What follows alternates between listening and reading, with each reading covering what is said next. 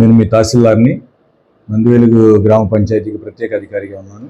ఈరోజు ఉదయాన్నే మా పంచాయతీ సెక్రటరీ మరియు సిబ్బంది అట్లాగే స్థానికంగా ఉన్న నాయకులతో కలిసి గ్రామంలో పర్యటించినప్పుడు మరి మనకి మెయిన్గా నందివెలుగు నుంచి హనుమాన్పాలెం పోయే రోడ్డు ఆర్ఎన్బి రోడ్డు మొత్తం చాలా చోట్ల ఆక్రమణకు గురైంది.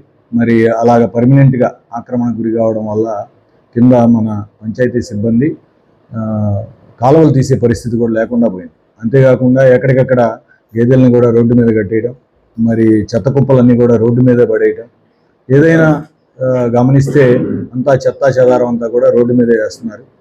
మరి ఎంత పంచాయతీ సిబ్బంది శానిటేషన్ కార్యక్రమం చేసినా ప్రజలందరి సహకారం లేకుండా గ్రామాల అభివృద్ధి అయితే జరగదు.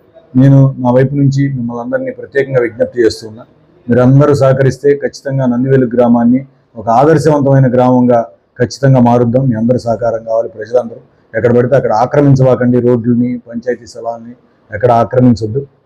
అలాగే కొంతమంది వ్యక్తులు తెనాలి నుంచి మరి ఆటోల్లో వాటిల్లో కొబ్బరి బొండాలను వాటిని తీసుకొచ్చి ఇక్కడ కాలువ కట్ట మీద నందివెలుగు దగ్గర పోస్తున్నట్టుగా కూడా మాకు సమాచారం ఉంది.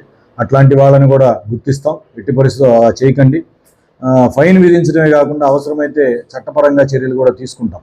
వారందరికీ ఇప్పుడు ఎవరైతే ఆక్రమణలు చేశారో వారందరికీ కూడా ఒక 4 రోజులు సమయం ఇచ్చాం, రిక్వెస్ట్ చేసాం. మరి వారందరూ కూడా ఇన్ రిప్లై సహకరిస్తామని కూడా తెలియజేశారు. మళ్ళీ ఒక వారం రోజుల్లో ఎక్కడెక్కడైతే సమస్యలు ఉన్నాయో డబ్బులతో కూడుకున్న పనులేంటో కూడా లిస్ట్ అవుట్ చేసాం. అట్లాగే డబ్బు ఖర్చు పెట్టకుండా గ్రామంలో ఏమేమి అభివృద్ధి చేయొచ్చో కూడా మా దగ్గర జాబితా తయారైంది ఇప్పటికే. ఇవన్నీ కూడా గౌరవనీయులైన మంత్రివర్యులు శ్రీ నాదెండ్ల మనోహర్ సార్ దృష్టికి తీసుకెళ్తాం. ఖచ్చితంగా వారి సలహాలు సూచనలు ప్రయారిటీ ఏంటి అనేది కూడా తెలుసుకొని ప్రజలందరికీ ఖచ్చితంగా నందివెలుగు గ్రామంలో మంచి పరిపాలన అందిస్తాం.